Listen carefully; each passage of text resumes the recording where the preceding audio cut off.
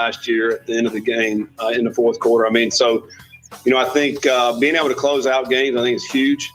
Coach Satterfield went on to talk about the news of linebacker Thurman Gaithers deciding to opt out for the remainder of the season, and he gave his immediate reaction in yesterday's news conference. Gathers, yeah, he decided to opt out. I mean, he's had some ups and downs throughout his career here. For a lot of frustration, I think. Didn't play a whole lot Saturday, and just decided he wanted to pack it up. The Cards are set to travel to Virginia as they'll take on the Cavaliers on Saturday at 8 o'clock, and you'll be able to catch that on the ACC network. And currently, Virginia is 2.5-point favorites. Moving on to the NFL, just a reminder that ESPN Louisville is your exclusive home for the NFL this year, which included our action on Monday Night Football last night as the Tampa Bay Buccaneers edged out the Giants 25-23.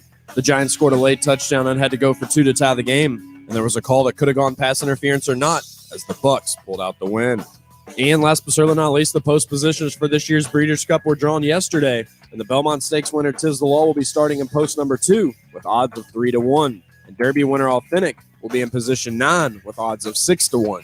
And ESPN Louisville will have the coverage of that for you on Saturday. Keep it locked here. Middays with Marques Maybin is next. This is Sportscenter. Skip the holiday rush and shop early and safely at Shane Company. Get gifts of fine jewelry in every price range, wrapped with a burgundy bow and ready to give. Now you have a friend in the jewelry business. Pretty soon, turning on the heat in your home will be a common event. 30 seconds, fellas. The system is ready for the winter months ahead. It may be time to call who we call at the station DFH Company. This month from DFH, you can get 18 months special financing and a $1,000 rebate on a qualified train comfort system from the DFH Company. It's hard to stop a train, and it's hard to not call DFH Company today at 968-6222 or look them up online at dfhcompany.com. Visit dfhcompany.com for complete program eligibility, dates, details, and restrictions. Subject to credit approval. This is Drew Diener, and you're listening to 93.9 The Ville, live from the OPC Services Studio.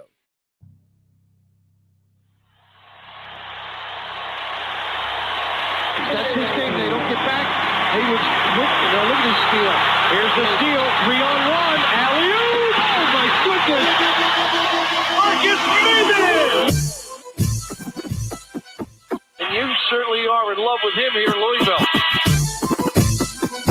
Marques in the open floor, hops incredible.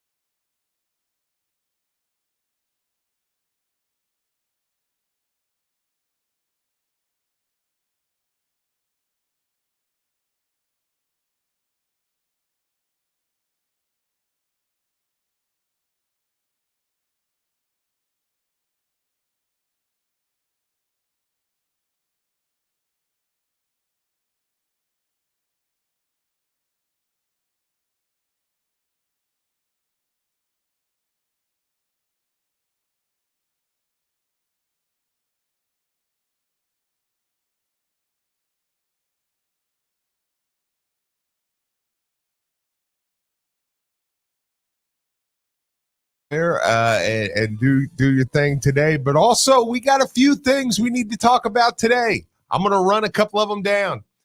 We're going to talk about U of L football and where U of L football is headed and things they've been doing well and things they haven't been doing well. We're going to talk a little bit about the basketball team. We got some schedule finalization going on here. We got some things like that. Also, Brian, I'm going to need you to be a big boy today, okay? What's that? I'm going to need you, don't get your feelings hurt, which I don't think you would. I'm just telling you ahead of time. Okay. Because, we love you. You're the producer here. Like, this is Brian, Steve, and Marques. Everybody knows that. So, there's no hard feelings here at all, right? Right. But we're going to have a little Mitchell Hannigan Appreciation Day today. Oh, no way. Because Mitch Hannigan. Wait a minute, Brian. Mitch Hannigan. Do you have a problem with the Mitch Hannigan Appreciation Day? I do not. Okay, great. good. Because Mitchell Hannigan, my fellow Louisville brethren, Mitchell Hannigan is out here. Wait, listen, people. Wait a minute. What's his Twitter handle right now? We want Mitch. At We Want Mitch. Yeah. We Want Mitch. Y'all got to go follow him on right Twitter. Listen, people. Do this for me. Just listen. I know you're on Twitter. I know you know your Twitter handle or your Twitter is nothing but 5 seconds away. Yeah. Grab your phone right now.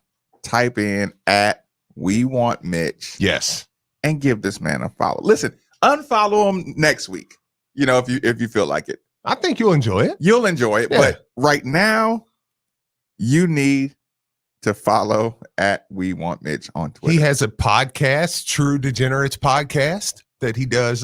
He does gambling picks. I can't believe you went straight there. He's Steve. hit or miss. I wasn't ready. Well, for this is going to be a theme throughout the show because throughout the show we're going to do random Mitchell Hannigan facts that I'm going to go talk to different people and I'm going to find different facts and then everything and that's why I told Brian, like, I want you to, like, Brian's confident in our relationship. Yeah, you're confident in our relationship. We got a good thing here. We love each other. Like, it's all good. This isn't I'm not worried about it. Yeah, this isn't a replace Brian thing. Look, but this is people want to know why right now. Why are you? Well, before I get to it, okay. Mitchell Hannigan is out there, and I learned yesterday. Mitchell Hannigan, Cardinal brethren. I didn't know Tuesday was going to be this fun. This man is out here with his life on the line with the sword. And when me and you get on the air, we get on the air and we're back to Brian agrees with. I mean, we don't disagree. We disagree, but Brian's a Louisville fan. Look, we get on here, the texters, you know, outside of a few Kentucky fans, whatever. For the most part, you know, even the Louisville fans, like, we back and forth each other, but at the end of the day, we all get the same goal. So, like, we're kind of in I'm giddy with this one. Yeah. The texters, Mitch is fighting a good fight. Look, people are, Mitch, I want you to know, people are supporting you on here. But look, we are kind of in the bubble. Like, dude, we're Louisville fans. Mitch is out there, man. He's got the sword. Listen to this, dude. He's in, I swear, man. I know. Yeah, we'll get to it. But he's out there fighting. Look, he's taking shots from every side. Get up, champ. And my man. Get up, champ. My man, Mitchell Hannigan. That dude went hard yesterday. He went hard for you. Listen, this is election day, so we can do campaigns. And look, and the reason why I know is because, look, if Brian was doing a show with Kentucky fans, he would fight for us the same way. So that's why Brian knows this ain't no. Oh, yeah. But Brian's here with us. So, my dude, Mitchell Hannigan, I'm telling you, he went to bat for you, Marques. He went to bat for you, Brian. He went to bat for me, and not personally, but every Louisville fan out there. I want you to know. Mitchell Hannigan from Murray, Kentucky, from Callaway County, he's going to bat for you on a daily basis. He's going to bat for you out there. So y'all listen. Could you imagine? Like, ask yourself right now, how much do you love your University of Louisville Cardinals? Like, ask yourself this question. And you know how we do hypotheticals and things like that? Now ask yourself, if you said, if you proclaimed yourself a Louisville fan, or you felt like you knew something positive about your University of Louisville, and even to the threat of being removed from your job, you still say, you know what? Do what you got to do. But I'm a Louisville, but I feel good about this Louisville team. I've heard Mitch do it a couple times. You know, like he gets beat on a lot, you know, with the host that he works with. Yeah. So he takes a lot of grief for Louisville people, but he does. Like, there's a couple times, or last week I tuned in to our sister station ESPN 680 in the afternoon, and he was taking it, and then he turned around and he would dish it out right back, and I was like, I'm proud of you, Mitch. He fights, dude. How many people at their jobs would look there, whoever's in charge of their employment. Yeah. How many people would literally look at their employer dead in the eyes and say, do what you got to do? I know. I mean, I'm serious, man. I want y'all to know, because we get a lot of these texts. I want y'all to know that my man Mitch Hannigan, he stepped right up in the pocket yesterday and he said, that's a good imagery right there. He stepped right up in the pocket. He looked at Blitz right in the eye and he said, I mean, God forbid we say anything positive about Louisville. In my kitchen, Marques, I was like, I literally went, that's what's up, Mitch. Thank you. Thank you, Mitch. That's what's up, dude. I was getting so God forbid. I said, that's what's up, Mitch. That was literally his words. Yeah. He called on the sports guys for support on this one. I said, that's my look. I had just got done running. I was feeling good. I'm in there. I'm getting stuff Endorphins done. are flowing, dude. And I heard Mitch Hannigan step up, take one right on the chin, and say, I mean, God forbid we be anything positive about Louisville. So listen, but one of the reasons I was talking about that is I do want to. And listen, I'm gonna celebrate Mitch this whole 2 hours. I'm gonna coming back from the breaks. I'm gonna have good facts about Mitch, different things we'll do about where he's from, all that good stuff. Because I take care of brethren, man. Look, we take care of family, and Mitch is now family with us. So, no, when I show up, I bring Brian Diet Cokes. Look, Brian takes care of me. He takes care of my dog. He takes care of, he takes care of you. Like, yeah, we're all family. We all take care of each other. So Mitch is now family. So, but one of the main reasons I wanted to get there was the basis of what he was saying is something that I think is a conversation today too. Mm-hmm. And if y'all are good, we'll start football. Go ahead. Yeah. Just don't forget to vote for Tim Hall for J-Town City Council. Number 4 on the ballot. Number 4 on the hearts. ballot. Number 1 in your taking care of. And if you're out in Mount Washington today, vote for Greg Gentry, City Council. That's my guy. He's good. Good at what he does. Loves the city. He's been there for a while. So, okay. You got anybody you want to shout out, Marques? If not, just say Tim Hall again. No, I'm independent. Would you run for City Council? Oh. You got to come and watch one of Elijah's practices here soon. Everybody was like, you don't mess with us? Because I mentioned something a while back. I was like, man, I told Elijah in practice one day, I was like, man, I'm gonna get Marques up here because he's been playing well. Mm. So no, I listen, I have no problem. Everybody was like, oh man, is he around here? I'm like, he's close. I'll put it that way. I said I didn't sell you out, but I was like, I said it wouldn't take him long. Just put it that way. Yeah. So anyways, the point, and I'm not totally going exactly where he was going, but something that I've noticed with this team, for instance, and y'all keep sending your Mitchell Hannigan appreciation text, man. 38 31 93 9. I'm sure he would love to know. Like I said, it was I think he can see the text line too. It was a stressful situation a bit, people. So like give him a nice little thumbs up or something. He handled his business. So. Okay. And I'll take the crux of what he was saying, but I'm going to kind of put my own spin on it. Why I'm feeling the way I am today with Louisville football.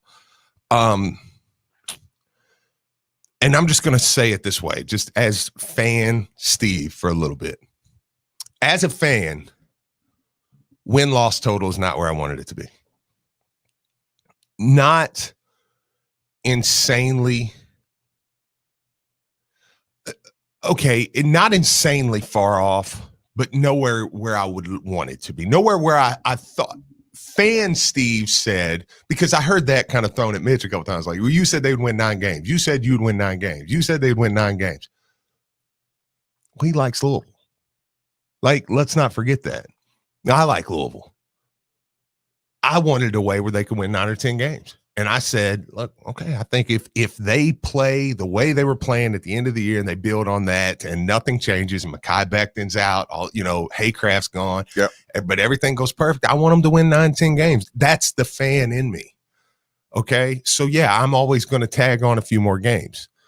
Looking back in the season, you beat Western, game 1. You lost to Miami.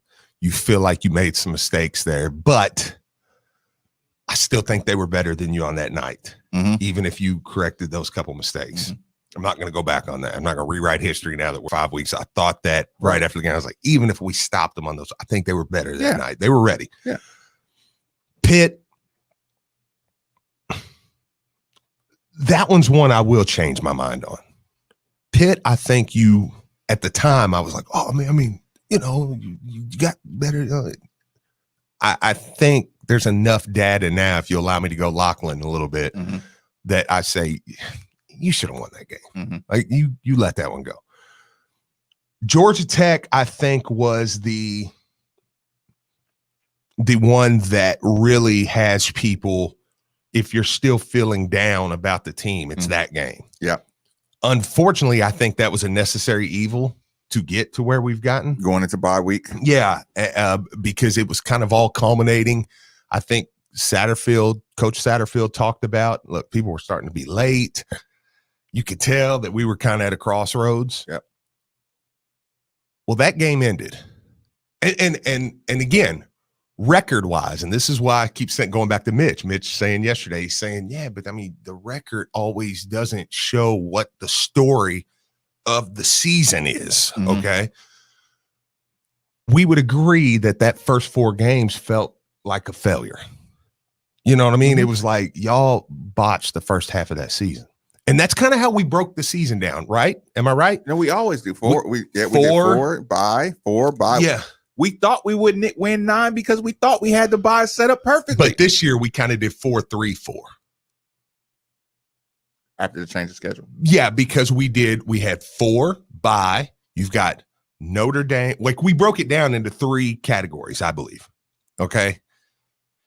4-3-4. I'm fine. Yeah. Okay, yep. Right. So that half, you feel like, man, that really, like, we botched that for whatever reason. You had a bye week. You come out. You went to Notre Dame. I don't think anybody's upset with how that game went. I mean, you are the loss. Yeah. Again, result, yes. The sport, no. Right. I mean, listen, Steve, what you're saying, right, is just speaking about the religion that I've been preaching about the entire time. Yeah. Do you enjoy game to game? Do you enjoy sports when you're not going to win a national championship? Yeah. Because that's where their conversation went. Right. Oh, well, you're not going to win a championship, so you suck. Yeah. No, I mean, you said it a couple weeks ago. I mean, yeah. Right. I don't even have to revisit that. If you don't like improvement, if you don't like development, if you don't like the process of the sport, then you lose your first 2 games, season's over with. Yeah. Move on to something else. Yeah. And so I don't live in that world. Right. Yeah, my season's not over because I had a botched start. Yeah, no, see, I agree. And it's like, now, is the goals I wanted to reach probably They're out of reach. a little further out of reach? Yeah, probably so now. But that ends. We say, look, the offense is not doing what we want. The defense isn't playing well. We need to see, this is after Georgia Tech. Consistent. Yeah. Something needs to change with those things. Then you go to Notre Dame. The defense looks awesome. And we say, well, the defense looks good. The offense was moving the ball better. It looked like it started, but there weren't any kill shots. But you felt like you saw some things that you were like, okay, maybe they got a little something here. And you credited Notre Dame because you're like, they're good. They're number 3 team in America. I mean, they're a good team. Like, you want to talk about teams that could make the playoff? I mean, they're number 3 in the country, right? Yeah. So, and might beat Clemson this weekend. Yeah, with no Trevor Lawrence, but I mean, they might beat Clemson. So that if they do, probably will. They'll probably be number 1 in America. Clemson's going to wasted. See, I think so too. That's why I'm not really going that route. Listen, I could do the Notre Dame. Oh yeah, boy. Yeah, they're gonna get. My thing with Notre Dame is I was like, you poor babies. If they hadn't just caught a right hook from Boston College, y'all might have been fine. But now they're gonna hurt y'all. That's gonna be comedy. It might be closer than it would have been though, because I think I thought Clemson with Trevor Lawrence, I was like, God, they're gonna beat them. I mean, you got it. You got a week though to get serious. I know. And listen, that DJ kid is really good for Clemson. I really like him. But so here's the thing. So you come out of that game, you go into Florida State. Okay, let's play this game. Florida State's not a good team. Fine, I'm okay with that. What did you do? You come out, the defense looked good, the offense looked sharp, 560 some yards of total offense. Throwing the ball down the field, you look good. You come out of that game. Now you've got probably the second. There was 3 games on your schedule that you thought you were counting as losses at the beginning of the year. Most of us were. Well, 2 and Miami, nobody knew Miami would be what they were, but we were all saying Virginia Tech, Notre Dame, you probably lose those games. Yeah. And the extra one was the Pittsburgh or something. Yeah. Because I had us beating Miami, thought we'd lose to Pittsburgh, of course. So you come out against Virginia Tech. We talked to Pat Jaggers, since we're giving producers, everybody but Brian, props today. Brian's like, God, dude.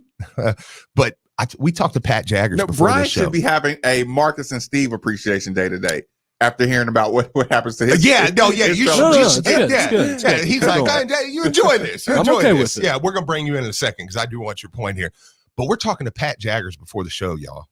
Pat Jaggers tells us, he says, because Pat does the pregame show, and Pat does a great job on that pregame show of getting coaches and players sound. He does an awesome job at it. Now, here's the thing: I don't want to spoil some of his surprise, but sometimes, with it being game day, he gets those guys the day before, and sometimes he might, maybe not. Sometimes he's live, sometimes not. But sometimes he gets a coach the day before or something, and he records it. Right. Pat comes in and tells us, and he's not even thinking this, but Pat comes in and tells us, he said, man, I was kind of bummed because I did one of my best interviews I've ever done with Mark Ivey, the defensive line coach. I said, oh, yeah, why was it so good? Man, he was just so confident. Now, remember what I just said, the defensive line coach on Friday afternoon. Chesty, I believe he used the word. He said he was just chesty, man. He felt good. I said, well, why didn't you play it? Because everybody we talked about, man, almost was out. Marques says, Pat, think about that. That's perfect. That's a perfect point to make. They're going into this game, and Mark Ivey's like, we got something for him. Like, we got something coming off this line for him, man. Like, we're feeling good going up against Khalil Herbert, Listen, that would have been a Monday morning jewel. Yeah. Hey, people, listen to the defensive line coach because it was a 4:00 game. Yep. 27 hours. About 27 hours, because Pat actually kicked me out so he could do his interview. 27 hours before the game, before actual kickoff. Listen to everything I got from the defensive line coach. And you can condense it or whatever. You know what I'm saying? Yep. This is the kind of mentality I need you to understand that got knocked on its arse in the morning. You know what I'm saying? You listen, slow starts. I could justify a slow start. Yeah. Listen, my team just got, like, my players just got cut by 11 or 9. You know what I'm saying? Yeah. Out of nowhere. Day of. We're sleepwalking. We don't even know if we're going to play. What do we do now? Well, and here's the thing. Coach Satterfield said it too. Night before, they found out 2 tested positive. So now there's attrition coming from this, but we don't know what. Yep. So now you lay your head down at night. 2 guys know they ain't playing, and there's a few others that are in flux here. The next morning, boom. Who even sleeps? I know. That's what I'm saying. So regardless, whatever. but you get that pulled out from under you. You go in there against Virginia Tech, a team that you're not even that is favored in your place by 4. So you play a little bit of home field advantage, about 6 or whatever. They're favored Coming off a loss with the number 1 rusher in the country. Okay. You start slow. Offense starts a little slow. Again, there still are some issues here with this team. Mm-hmm. Jack Fago, we're watching that, comes up, sloppy tackle, gives up, a 20-some yard run to Herbert. But at the end of the day, the offense snaps into it. They play a piss poor first quarter and end up with 548 yards of offense by the end of the game. As a Louisville fan today, this is why I'm talking to you, Louisville fan. or yesterday. Yeah. It's okay to feel as though this staff is getting some things together. And this is what Mitchell Hannigan said yesterday, and I thought he was so spot on with it. You're seeing a trend upward from this Louisville football team. You're watching it happen. It just so happens you got Notre Dame and Virginia Tech in there, and you pissed down your leg in the first 4 games. Like, that's repercussions. Mm-hmm. That I'm okay with you being unhappy with. Mm-hmm. As a Louisville fan, if you say, man, what were y'all doing the first couple games? Y'all should have got your head out of your rear end and played. Look, that's what Louisville fans feel. Yeah. Because if you beat Georgia, we all acknowledge that. We left some opportunities on the table. Yeah. If you beat Georgia Tech and Pitt right now, you're going, well, all right, man, we're in pretty good shape. But with winnable games left on the schedule, you start to feel like we're trending in the right direction. Now, look. And everybody's schedule has winnable games and tough games. This is one of those things that it makes me roll my eyes and check out of a conversation. Like, you're not going to get credit for any wins for any games you're supposed to win. The only time you get credit is for the games you weren't supposed to win, where you overachieve. What kind of sense does that make? Yeah. Yeah, right. It doesn't make any sense. So if your schedule is backloaded with more teams you're supposed to beat, and you say, okay, I can't judge anything else on the teams you're supposed to beat. I only judge on teams you're supposed to lose to. Yeah. You see what kind of standard that sets for you? You're already you're cutting off half of your success rate right there. Oh, sure. You know what I'm saying? Sure. Like you can't even enjoy, you can't even enjoy sports like that. Indiana Jack just tickled pink. He's like, yeah, life's good. Right. Yeah. 2-0. Are y'all talking about the peasants of football? Yeah, they are. Hey, look, I'm pulling for them, whatever, do you think? But yeah, I mean, there's a good trend here for the football team. That's why you do feel like, again, you're in year 2. And I'm not even going to bring the other team into it. We're in year 2. Last year, you made some plays. You won a few games. Mekhi Becton, Haycraft, those guys, they'll help you do that. I think the Lions played pretty good, though. That's why I don't go to that one very often. I think Berkeley showed you the line may be playing better than people appreciate. See, I would agree with that. I think you're feeling good going into the direction. Now, of course, look, you kind of got slapped in the mouth with the COVID thing this week, or I think you beat Virginia Tech. I mean, and you're probably feeling good, but even if you didn't, I mean, you're still feeling like, man, down. It's a lot of yards. Yeah, going down the stretch here, like I'm thinking, okay, like we can keep trending this direction, man. Like this is like, it's okay to enjoy the process of a rebuild. It's okay. That's not a problem. Don't feel bad as a Louisville fan for enjoying the process of this rebuild. Like, it's just, I mean, it was common sense. I mean, it's okay to feel that way. Listen, you're not in year 8 or 9 still doing the same BS you've done in year 1. If we are, and again, what Mitchell Hannigan said yesterday, he said, if we're doing this by year 5 or 6, we're going to all be pissed.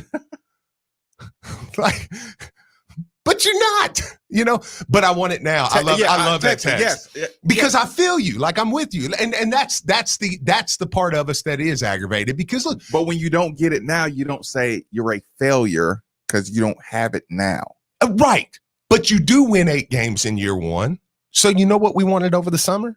We wanted it now. It's my money and I want it now. Like, you know what I mean? Like every year you want it now. Yeah. It was like 8 wins. So again, Louisville fan, don't feel bad for being excited over the summer. That's okay. You inflated expectations. Whatever. You won 8 games. You know what I'm saying? Like in a year where they were picking you to win 2. You don't have to feel like you're some kind of loser for being excited about that team and inflating expectations for this year. Shouldn't you do that? That's that? okay. That should be like the standard. So after Georgia Tech, we all had the bubble burst. And we said, oh, okay. Well, our 9-10 thing was probably a little too much. But the reason Louisville fans feel the way they do now is because now we've bought into the rebuild. And it's fun. We're watching this team get better. Every week we're watching them get better. We're watching Coach Satterfield go, maybe I'm not using Dez enough. Mm-hmm. Okay. Maybe I'm not doing this enough. Oh, maybe that guy can play. Okay, let's switch this around. Maybe he's ready somewhere where Brian Brown is coaching his nads off, dude, this year. Are you kidding me? I could say nads, right, Brian? Okay. He's coaching his tail off, dude. Like, we're watching this happen. Coach Ledford is coaching his tail off this year. We're going, this program is in the right direction. Yep. And that's why you're happy. That's why there's a piece of you that even though season in the moment you're aggravated, you're going, yeah, but we're moving in a good direction here. You know what? In 5 years, 3 years, I don't feel like we're going to be sitting here doing post-game shows going, well, it's the same thing. Fire the offensive coordinator. Get another quarterback. He looks stupid. He doesn't know what he's talking about. You know what I'm saying? Yeah. Like, we feel like in 5 years we're going to be going, oh no, yeah, we're in good shape. Yeah, now we're going to be back to, man, I can't believe we blew that play against Notre Dame. We blew or we lost or yeah, man, you see that touchdown against Notre Dame, you win the game. You know, you feel like that. That's why you're okay with where you're at right now. Like, and that's why I said Mitch was making that point yesterday, and I'm like, what's nobody understand about this? It's an easy point to make. So regardless, that's why you feel the way you feel today as a Louisville fan, and it's okay to feel that way. Quick commercial break. Middays with Marques Maybin on 939 The Ville. Louisville football takes on Virginia Saturday, and ESPN Louisville is your pre- and post-game headquarters. He's got one angle to beat, and he will! Touchdown! Join Pat Jaggers and Taylor Lynch at 6 o'clock for the Coors Light pregame show on ESPN Louisville. And then directly following the Cards and Cavs, it's the official Coors Light postgame show with Mark Ennis. We're the first place in town that will take your calls and hear live from Scott Satterfield. If it's Cards football, we talk about it here on ESPN Louisville. Hey, Card Nation, let's be honest. The real estate market in Kentucky is booming. And whether you want to buy or sell a home, now is the perfect time to do it. With interest rates at an all-time low and programs that can get you in a home for no money down. Want to learn more? It's simple. Just call Derek A. Stewart with Dream JP Pirtle. Derek is available virtually around the clock to listen, understand, and help you with all your realtor needs. So don't waste another second. Call Derek A. Stewart at 502-314-9868 today. Mark Ennis here, telling you about my friends at Bosch Lawn Care. For the past few years, I've trusted Bosch Lawn Care with my yard maintenance at my house. That's mowing, weed eating, trimming bushes, cleaning mulch installation, and much more. Get yourself out of hours of work in the yard when you could be kicking back and enjoying time with your family and friends. 833-2-GET-CUT. That's 833-243-8288, or visit them online at BoschLawnCare.com. Trust the lawn experts I trust. They're professional, affordable. Bosch Lawn Care. Here's what you missed on The Drive with Mark Ennis. We're talking with Rick Stansberry here. Rick, do you still want to continue the Louisville series, going forward after this year, with the ball and that sort of thing? Is this one you'd like to play annually? Yeah, Mark. Hey, we're going to do it every day. Hey, Mark, you do it.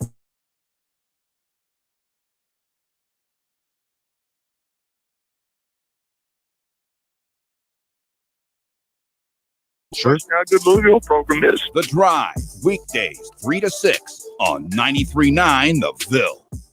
Hey, all you sports fans and dog lovers out there, Brian Hall here. When it's time for the big game, big fans need big TVs. And sometimes you may even want to bring your dog. And at Double Dogs, you can do both and even satisfy those big appetites. With choices like Black Angus burgers, wings tossed in homemade sauces, and dog bowl nachos. Double Dogs will make sure you get the fuel you need at lunch or dinner while never having to miss a game. So whether you have 2 legs or 4, you can cheer on and chow down at Double Dogs, located in the Middletown Commons. Here's what you missed on the Diener Show. I got punched in the face once when I was inside my car. And one of the guys with me was chirping to somebody over there. And the guy came up and was like talking to me like, hey, I was like, no, I was just like trying to just say, hey, no, you got the wrong guy. And then bam, next thing I know, punch to the face. And it was so quick and sudden that I must have just like rolled with it. But I was like, my God, I just got punched in the face. Weekday morning, 7 to 10 on 93.9 The Ville, ESPN 680 and 107. What do you mean? Season is back, and what better way to celebrate than with a... I usually let it play for like 20 to 30 seconds and then play the liner. 20 to 30 seconds, then hit the liner, which is about like 8 to 10 seconds, and then fade it out once you start talking. So 45 seconds. patio to 45. and after your round. Schedule your tee time today at woodedviewgc.com. Again, that's woodedviewgc.com. I'm former Louisville basketball player Luke Hancock. When the NCAA tried to take away the Most Outstanding Player award from the 2013 tournament, I got it back thanks to Morgan & Morgan. Morgan & Morgan is the personal injury firm that fights for the people, and their team treats clients like family. Morgan & Morgan changed my life, and if you've been injured in a car crash, at work, or in a slip and fall, they may be able to change yours. For a free consultation, dial #LAW on your cell phone. That's #529, offices Louisville. Baltimore Ravens football plays here on ESPN Louisville. Jackson in the shotgun. Takes the snap, rolls to the right. Fires to the back of the end zone. Caught for a touchdown. Lamar Jackson and the Ravens hit the road this weekend as they take on the Colts. Pre-game coverage begins at 12:30 with kickoff at 1 on 93.9 The Ville.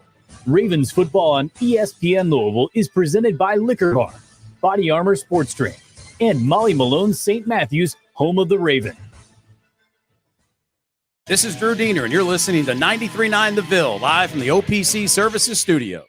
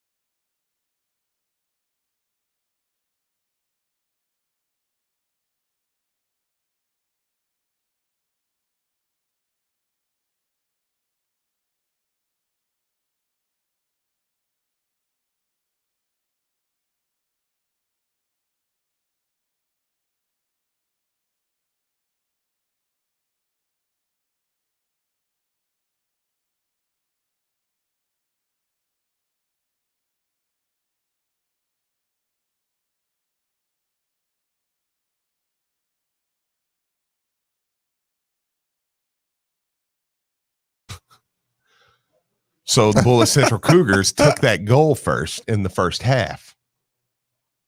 Y'all didn't just play half court? So that was the only game Steve Rummage has ever, I think, got a dunk in a game. You did not get a dunk in that game. 9.5. By the way, people, if you're looking at the YouTube channel right now, I do have an image of Mitchell Hannigan's Twitter. The image that Mitchell Hannigan felt yesterday being on his island alone. Get him. So that was definitely a little bit of fun. All right. Quick Murray fact. I won't say his name because people may know him. Marques Maybin's first official visit was to Murray State. Oh, Godfrey. Coach Godfrey. Or we'll go ahead and say it. Yeah. He's dirty as all get out. Everybody knows that. Guy tried to beat me up. A player on the team. Oh, won't say the player. Okay. Didn't like the love and attention I was getting. See, I said something very innocuous, you know what I'm saying? It's like I think I said something like, yeah, that's probably my go-to shot right there. The guy says, man, who you think you are? Who do you think you are, OVC kid? Is that what you said? No, he was right. No, because I was going to be OVC kid at the time. Fair enough. So yeah, I didn't think I was actually going to not consider Godfrey, and I liked him. Fair enough. That was my first official visit. I did have a good time, and I tasted Zima on that trip. Yeah. You tasted what? Zima. Oh, I thought you said something else. No. So that's the first time I heard about that's pretty funny. First time I heard about right. I was trying to think of like what are you saying? I just said it back in my head now. It really did sound like it. What is it? Dry County? It is a dry county. It's still a dry county? It was when when my friends went to school there. Yes, it was, which was 10 years ago. Man, rough visit. Zima. Yeah, I was like, whoa, what are you talking about? Man. Like, yeah. No. He didn't beat you up, did he?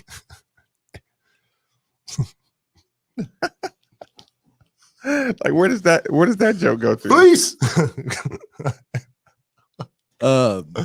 Yeah. Side note, my Mitchell Hannigan story. We'll go ahead with that. So Mitchell Hannigan actually started here as an intern on 93.9, and it was when I was doing both stations. So he was pretty much my intern, and he was one of my favorites. Honestly, he was a hard worker. You could tell that he wanted to be in the business and that he was trying to learn everything. And obviously, he's worked his way up. But I and this is not to toot my own horn, but like when I have interns, there's certain ones that, I vouch for.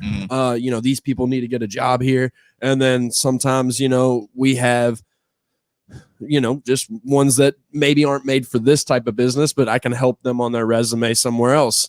And so Mitch was one of the guys that I did go to some of the higher ups here and said, hey, I really think this guy would be good for the station. I think he's a hard worker. And honestly, most of my interns have all been hard workers, and I vouched for most of them. Some of them in different spots, though. I really vouched for Lily to get like a marketing spot. I vouched for Selena, but there's some that just kind of come in and disappear, and you're just like, okay, I'm glad I put me on your resume if you need me. Yeah. But Mitch was one of those guys that I vouched for, and I'm glad that he's where he's at now and worked his way up. I remember you, and to be fair, I do remember you saying Texter that. says I was like, damn, Murray is wild. I know. I know. Mitch's, what, are so big, even Chuck Norris hides his nunchucks.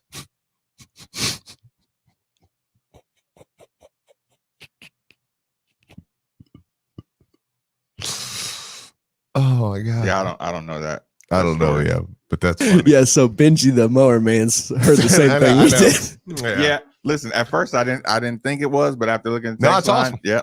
It took me a second. It's the reason it hit me so funny is because when I replayed it in my brain, I was like, okay. Well, here's a good transition. let me ask you, what do you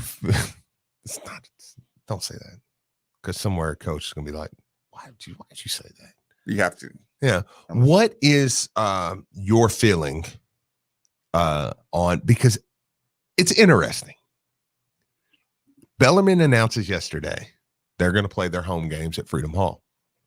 I got a text from my cousin, and most people like myself, I was like, man, it's awesome. My cousin did. He was the only one I heard this from, but I wonder. He said, I love Coach Davenport. He said, but I got mixed emotions about this. And I said, is that a feeling? You know, and he kind of was just like, yeah, just it's ours. You know, and I was like, yeah. About Freedom Hall? Yeah. No. And see, and I was like, no, right? No. Okay. But my question to you is just, yeah, I mean, you know, that is a place that, you know, you and different places people hold special. So, you know, like, I just want to get the vibe. No, listen, Davenport has cried. He has cheered. Davenport has blood, sweat, tear equity in Freedom Hall. If it wasn't him. Yeah. Oh, maybe. I think people would be like, but he. Oh, no. I think it's perfect. I don't know, Steve. I don't know. I think Bellarmine is embraced. I don't think they are the way they were without him. I think Coach. Yeah. I know what you're saying. They will be now from here on out. But what Coach Davenport has done. Oh yeah. He's bridged the. Yeah, he's made Bellarmine ours. Yeah. We pull for Bellarmine. Like I'm 100% going to go to some of those games in Freedom Hall. Like, I mean, look, when Bellarmine plays in the NCAA tournament, I will not hesitate to drive to Nashville or Indianapolis or somebody to watch them play in the NCAA tournament. No, listen, but here's like there's none of that, because you look at, like I said, Coach Davenport has images of him on a Freedom Hall bench, jumping up out of timeout, screaming at people, yelling, he's put in so much work in Freedom Hall. Him in Freedom Hall is being at home. Yeah. He's just as comfortable in Freedom Hall as he will be anywhere, in the vicinity. I mean, like I said, all due respect for your cousin's right to feel some kind of way, but like Bellarmine, Louisville has played Bellarmine in Freedom Hall, because I agree. I think it's perfect. I mean, I think it's absolutely perfect. I was so excited to hear that announcement. And I'm glad that we're also the home for Bellarmine basketball as well. I always shout that out. So, but I was absolutely thrilled to hear that, man. I think that's going to bring an extra year one, Division I. Because again, I've said it, man. You're going to be able to go to Bellarmine games now. You're going to be able to watch top 25 teams come in there. Like, I mean, I think it's just perfect. And I think the city really is going to rally behind Bellarmine going to D1. Not that they didn't before, but, and I'll say this to Coach. I love, like, Coach's enthusiasm is amazing, but he can get as enthusiastic as he wants. But when you end it with, come and watch us, it's a huge game and we're playing, Indiana Southeast or something, and you're going, I mean, it's big for now you. You need name, like you're going to start hearing names that like you recognize, places that you recognize. Come and pack the place. Yeah, not directional name. Playing top number 22 Lipscomb. We're playing, Florida Gulf Coast. We're playing, they're leading the conference. So I'm really happy. And I hope that them playing in Freedom Hall opens a door for the A-Sun tournament at some point down the line. Dude, he put on blinders, man, and he never stopped running. He put on his blinders with the Bellarmine program, and he has not gotten distracted at all. No. Well, we can't do the grading. We can't even start talking about the grading this segment, but I can do housekeeping. You and I had a quick conversation. This is the last second. Texas, you can jump in on this. The YouTube channel's up and running. Texas 3831-93-9. Steve. Okay.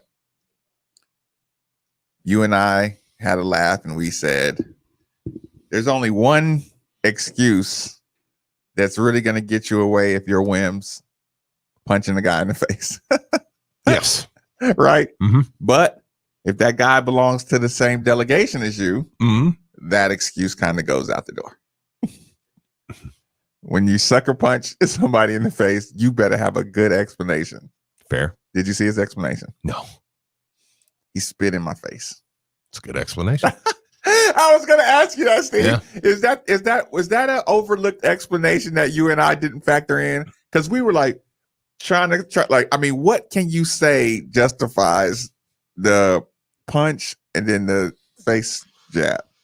Yeah, because it was like you don't just go up. But it's premeditated, so that made it look worse. You know what I'm saying? Yeah. You don't just go up and punch a man in the helmet with a closed fist. So we knew, because me and you talk about this all the time. We're really intrigued with the story. So what happened? Why did he punch? No, what did you do? We saw the action. What led to the action? Because there's a good story behind this one. Yeah, because that's a raging reaction. That's a highly trained professional athlete who is completely trained to manage his emotions. Yeah, for years. As a wide receiver, for years. Yeah. What brought him out of that emotional control? Yeah. So yeah, if that was the case, then that's fair. Is it fair to wait though? Or is that what makes it unacceptable? Yeah, I don't know. I'd say go ahead and just different people react to something like that different. I think. No, listen, and I'm asking this question because, like I said, my only basketball fight in France, when that dude punched me in my jaw, and I let it go, and then because, like I said, I knew I had it coming, right? But it took me about 10 seconds to work this out. Like, wait a minute. There's no way I can let him get away with that, right? Yeah. You know what I'm saying? And then it was like, okay, no. See, and that's why I'll see, because I don't know when the spit occurred, but if it was on the play before and he did that and he was like, wait a minute now, come on.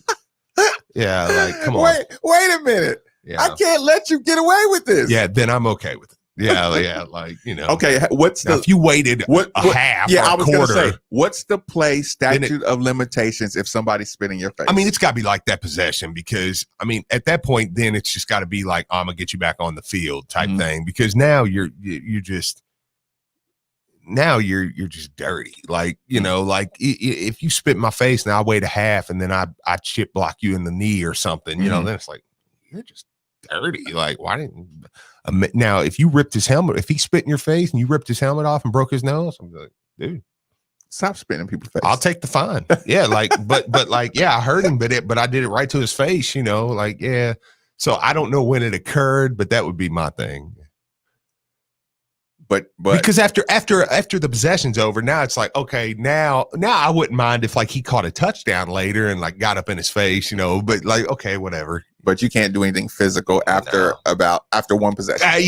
Once that possession's over, I think it's like, okay, now you're committing to getting him back on the field. So what happens if he does that and you plan on getting him the next play and it's an interception and then he just runs off the field? Do you have to let it go now? It's over.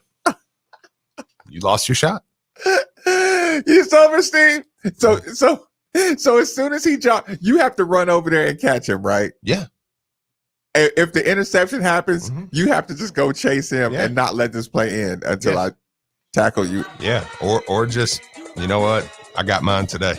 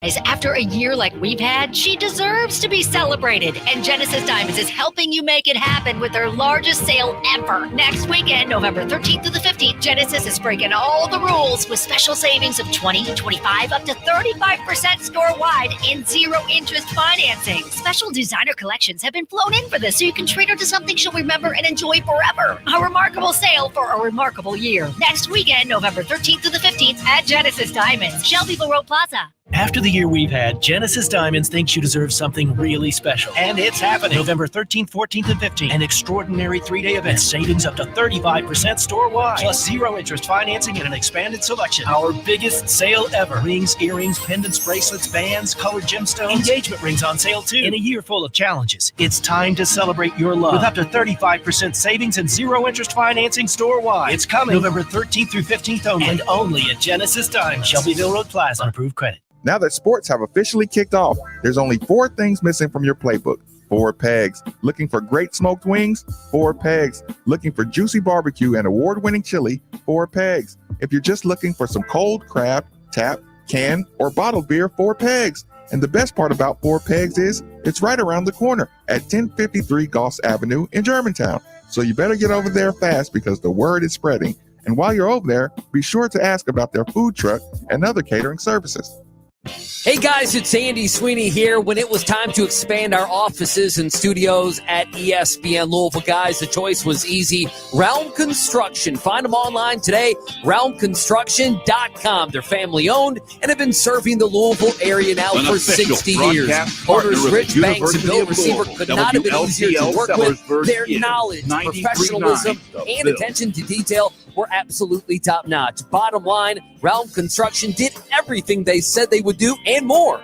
Round Construction specializes in commercial general contracting. You've probably seen their work at 4th Street Live, as well as many healthcare facilities around the area. For their full portfolio, visit roundconstruction.com. We trusted Round Construction for our expansion, and you should too. For your next project, use Round Construction. Online at roundconstruction.com or give them a call, 581-9191. We're proud to partner with our favorite go-to caffeinated beverage, Focus. Not Focus with an F, but with a PH. When the reality of COVID-19 hit, our friends at Focus donated over 200,000 cans of Focus to nearly 400 hospitals across the U.S. to keep those on the front lines fueled. And good news, now you can find Focus at more Kroger's, Thornton's, Liquor Barn, and Party Mart, as well as all the usual spots like Rainbow Blossom, Heine Brothers, Paul's Fruit Market, and CVS. Or save 15% when you use code ESPN15 at www.drinkfocus.com. Focus, Focus. Try it today. Hey, all you sports fans and dog lovers out there, Brian Hall here. When it's time for the big game, big fans need big TVs. And sometimes you may even want to bring your dog. And at Double Dogs, you can do both and even satisfy those big appetites. With choices like Black Angus burgers, wings tossed in homemade sauces, and dog bowl nachos. Double Dogs will make sure you get the fuel you need at lunch or dinner while never having to miss a game. So whether you have 2 legs or 4, you can cheer on and chow down at Double Dogs, located in the Middletown Commons. An official broadcast partner of the University of Louisville, WLCL Sellersburg is 93.9 The Ville. Time now for an ESPN Louisville Sportscenter update. Good morning, I'm Brian Hall. The Sportscenter update brought to you by Cox's Smokers Outlet and Spirit Shops, Louisville's neighborhood liquor store, now offering curbside service. Big news coming out of Bellarmine University yesterday as they announced that they will be playing their home basketball games at Freedom Hall this upcoming season, as they announced a multi-year deal with the venue. Their first home game in Freedom Hall will be when they host Transylvania on Saturday, November 28th. In Kentucky high school sporting news, Trinity High School has decided to cancel this Friday's game due to the recent COVID-19 outbreak. Moving on to Louisville football, following their loss to Virginia Tech over the weekend, head coach Scott Satterfield met with the media yesterday, and he gave one big difference between this year's team compared to last year's. We've been in the games. We just have not closed them out. You know, you think back to last year, we were able to beat Boston College on a field goal there within a minute to go. We beat Wake Forest right there at the end of the game. There's 2 big games. We were able to close out Virginia last year at the end of the game in the fourth quarter. I mean, so, I think being able to close out games, I think is huge. Coach Satterfield went on to talk about the news of linebacker Thurman Gaithers deciding to opt out for the remainder of the season. And he gave his immediate reaction in yesterday's news conference. Gathers, yeah, he decided to opt out. I mean, he's had some ups and downs throughout his career here. For a lot of frustration, I think. Didn't play a whole lot Saturday, and just decided he wanted to pack it up. The Cards are set to travel to Virginia as they'll take on the Cavaliers on Saturday at 8 o'clock, and you'll be able to catch that on the ACC network. And currently, Virginia is 2.5-point favorites. Moving on to the NFL, just a reminder that ESPN Louisville is your exclusive home for the NFL this year, which included our action of Monday Night Football last night as the Tampa Bay Buccaneers edged out the Giants 25-23. The Giants scored a late touchdown and had to go for 2 to tie the game, and there was a call that could have gone pass interference or not as the Bucs pulled out the win. And last but certainly not least, the post positions for this year's Breeders' Cup were drawn yesterday, and the Belmont Stakes winner Tiz the Law will be starting in post number 2 with odds of 3-1, and Derby winner Authentic will be in position 9 with odds of 6-1. And ESPN Louisville will have the coverage of that for you on Saturday. Keep it locked here. Middays with Marques Maybin is next. This is Sportscenter.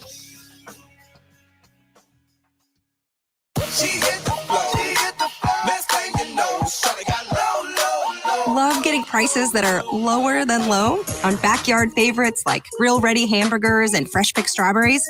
Then shop at Kroger. We give you more ways to save on the fresh you love with tools like the Kroger app, where you can find personalized coupons on top of weekly sales.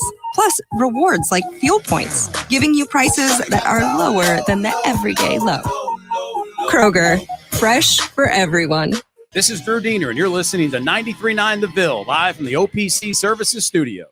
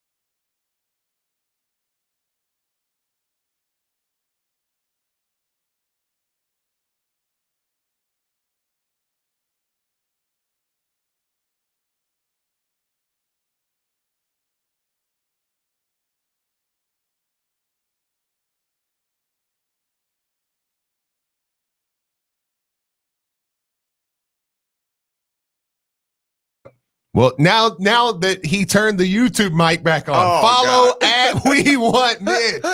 He's up to 523, baby. Listen, let's go. You're in charge of that. Whenever you see that little pink button, I try not to. Steve, I try not to look at your screen though. Like I'm just Steve. We Listen, sit across from each other, and it's easy to. From now on, and I feel bad on this page. It has to be it's like your phone goes off. And I'm like, why did I immediately? If I do, I look and I'm like, why did I do you see that? But yeah, but it's the point. It's like your phone shouldn't go. Like I feel weird if your phone goes off. My head immediately goes there, but I'm like, and listen, people are confirming. Oh yeah, they heard. Oh listen. Like this text right here said, "Thank you guys so much. Mitch fought the good fight." Like I mean, yeah, like people are really taking up for Mitch today, man. Like Louisville fans really appreciate what Mitchell Hannigan has done and what he's doing. And every time the YouTube is muted outside of the opening music, please remind me. Yeah, immediately. And a lot of people too saying, we already follow Mitch, so like that's fair. That's fair too. Yeah. Last time, people. We want Mitch on Twitter at We Want Mitch. You just reward. Like I said, if you have a soldier come back from war, you make sure he's taken care of.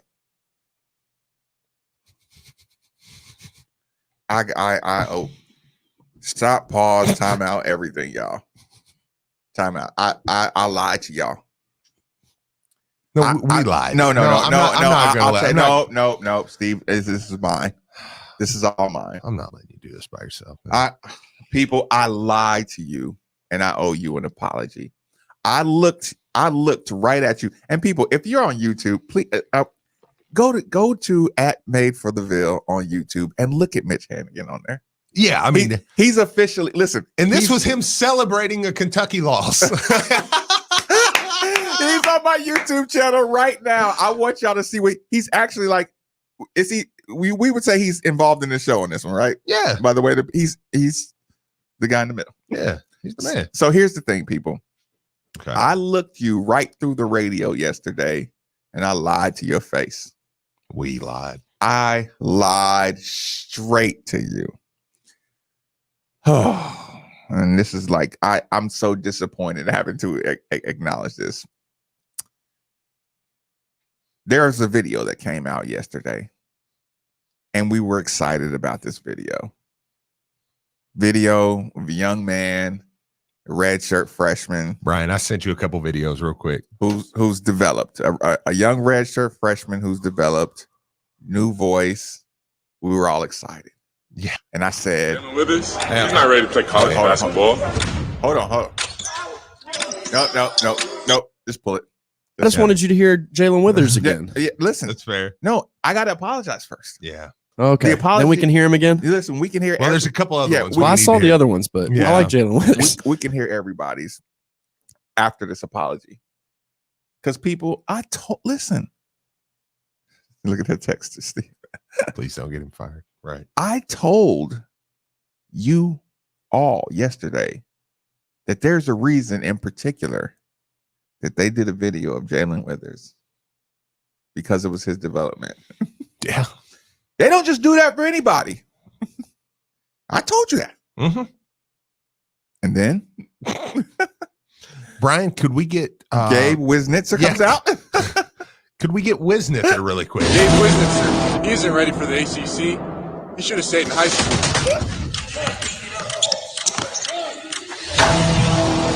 23, he's just a kid. He doesn't have the strength to play in the ACC.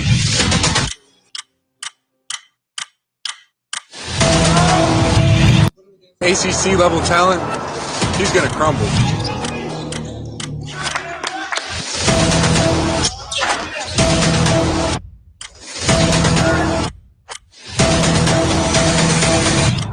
Days. We'll see. Okay, but there is no it's Jalen. No, it's Jalen and Gabe Wisnitzer, baby. They don't do it for anybody else. Aiden again, huh? I don't think he's ready to hold his own down low in the ACC. I'm such a liar. He doesn't work hard. He's just naturally gifted. Is that what you're saying about you? A lot of seniors left last year. A lot of minutes on the table. I don't know if Aiden Gilhunt's ready to step in and take some of those minutes.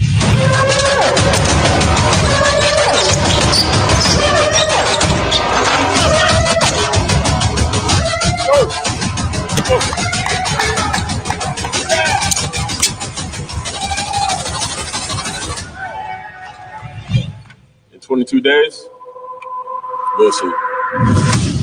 I don't hear Coach Mack in the background. So does that mean Aiden, Gabe, and Jalen have made the most improvement in the offseason, and that's why they got videos? Tomorrow, no way we get Charles Minlin, right? There's no way any other videos come out. Oh my gosh. Well, maybe I don't know. Maybe they do them for everybody. Oh, okay. But they are awesome, though. I agree. Right. The videos are awesome, so it's like, all right, whatever. We were having fun with But yeah, we might have led you astray there a little bit, so we'll apologize. Well, the good news is I didn't end up making a promo. I told you guys that when y'all were leaving, I was like, I'm going to make a Jalen Withers promo. Changed it last minute. Instead, went to LeBradford Smith from Friday. Okay. That was fun, too. Perfect. It's always good to hear from you. So I got our Virginia Cap recap promo going, and then I got LeBradford Smith promo going as well. Perfect. So, yeah. Don't have to go delete a Jalen Withers one. Okay, so great time. Yeah, no, it does, Texter. Just it has to do with their jersey numbers. But speaking of this, real quick, before we get to grades, you did realize who won the gold jersey again, right? Any guesses? Jalen Withers. Carly Jones. Oh, yeah, well, given. Third week in a row. I'm getting nervous. I'm getting nervous, Steve, and I need you to not take away my nerves on this one. Okay. No, it's self-explanatory. I don't. Is he the only? Somebody should have taken the golden jersey by now. Or is he that good? No.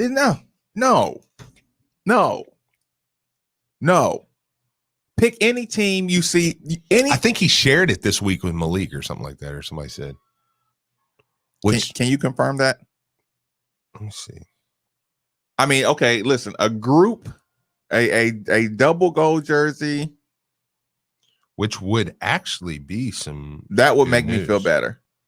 But 3 weeks in a row, either y'all are not respecting the golden jersey or something's wrong. Because like I said, I'm not. Oh, no, he said it's the second Cardinal to win the gold jersey 3 weeks in a row. The other was Malik Williams. Okay, that makes me nervous. Okay. I mean, is he just dominating y'all like that? I mean, I would really say, hey, listen, Carly, you're doing a great job. But I would have to talk to my other guards. Yeah. You do like, dude. What are y'all doing? Yeah, that's fair. Like David, you should have dominated him one of these 3 weeks. It does make you wonder. Yeah, I mean, what's going on for sure? Yeah, I don't care who. Here's the thing, and I got to tell people this all the time. Like the other day when we were talking about BJ Flynn, right? Okay. If Alvin Sims had the gold jersey 3 weeks, BJ would take it off him one time, right? And BJ wasn't the starter. You know, Alvin, but you understand what I'm saying? Yeah. So a guard should not be able to just bully the gold jersey 3 weeks in a row. Well, he is. For what? But you understand what I'm saying? Yeah. Like Sam, you haven't taken that from him. David, you haven't taken that from him. Texter said he's a vet. He's been around college basketball for a while. Yeah, I know, but you've been also playing with him long enough to pick up on some tendencies. They're projecting him third team All-American in some places. I don't care. I mean, is he that good? I don't care. 3 week gold jersey. What if it's his attitude too, though? What if Coach Mack's just in love with it? What if it's he's playing well enough to get it, but it's also what if it's, dude, I'm pushing y'all. Or make somebody take it from him. Yeah. Like he might have been kind of equal, but it's like, if y'all going to let him come in here. Yeah, the champ always gets the gets the decision. You if know? y'all going to just let him come in here in 3 week gold, I'll never take the gold jersey off him. No. Until somebody like literally takes it from him. Yeah, go win it from Carlik Jones. Like go do something, be some kind of leader, be some kind of, that says, okay, I'm not letting a grad transfer come in here and win it three weeks in a row. But like you said, man, maybe that, because listen, my son's basketball coach did something to him the other day. And Elijah comes home and he's telling me about it, right? And he says he went 5 of 16 or 5 of 15 at the free throw line, right? Elijah did? Yeah, he said it was terrible. He's like, it was bad. Mm-hmm. So I said, you went airballing and stuff. He's like, no. But he's like, it wasn't good. So his coach goes, he's a big dude. I mean, he's a big guy on the team. So his coach says, and I'm kind of doing this like as you put pressure on David or somebody. His coach said, you know what? Everybody on the line. Everybody on the line. Everybody on the line. Elijah goes to the line. Elijah said his coach was like, no, not you. He said, you get back on the free throw line. Yeah. He said, y'all take off running suicides. He said, when Elijah hits 2 in a row, y'all can stop. We're done. He hit the first 2. And I confirmed that with one of his friends because I was like, yeah, bull crap. He's like, he said, I challenge your story. I hit bang, bang, and it was done. I was like, no, it did not. So we got football practice. I asked his buddy Bryce. I was like, did he hit the first 2? He's like, yeah, man. He's like, man, we were mad. Yeah, so, but is what it did though is it put pressure, and it was like, dude, I gotta have you hitting free throws. Yeah, there is a consequence for you missing, not just, oh well, I missed. Yeah, and I can't play you in the fourth quarter, man. Like if you can't hit free throws. So I like. Steve, you're gonna look. Oh yeah, no. Look, this is real. This is middle school ball now. Yeah, this is middle school ball, dude. Yeah. Brian, did you hear Steve say, son, I can't play you in the fourth quarter if you're not gonna hit. Oh yeah. Yeah, that's it. He's 11. I know. No, it's just real deal ball now, dude. Like get your mind right. So David, dude, we can't go to a Final Four, period, if you can't take that jersey off of him. And you know what, David? I'm being Coach Mack. Yeah. David, it's your fault if we don't make a Final Four. You're the local hometown dude. Yep. You're going to take the heat for all of it. Yeah, you're supposed to be the dude with all the heart. Hey, David, call Quentin Snyder. You know what I'm saying? Like, go have a talk with Q Snyder. Because local. Side note, Steve needs to become a high school football coach. I think I've determined that. You can't do the elementary because they're too young for you for the way you're going to coach. Yeah, I'll tell them they're You got to get to that high school level. Once Elijah gets to high school, you need to start coaching football. Listen, somebody hire me. Local starters, you are either a boom or a bust. Yeah, that's it. You don't get you were all right. Mm-mm. You end up not paying for drinks or not being served drinks. Mm-hmm. Yeah. Yeah, right. Because Q Snyder had a heck of a career here. Listen, I'd have it. Listen, I'd like to have a Tito's. Oh, we got his house. Rummage, you got me? No. You remember that shot you missed? Like you went 5 of 15 against Kentucky on the road with Mac's first year. Yeah. Get out of here. Yeah. Go on. Joe, thanks for joining us on 93.9. Fire away. What's up, fellas? I didn't get a chance to call you yesterday, but it was just a couple things. One, as far as the football team or whatever concerned in Saturday's game, after that, obviously the COVID strikes or whatever. Like to me, I mean, I don't want to say the season's a wash, but it's pretty much at the end here. So I mean. I guess I got a couple questions. One, if they win 1 or 2 more games, if they do you see them possibly getting a bowl invite? Even obviously there's no requirements there. Do you see that possibly happening? Wanted to see what you guys have to say about that. The other thing is, I mean, I hear you talking about the hoops and Carlik Jones and things like that.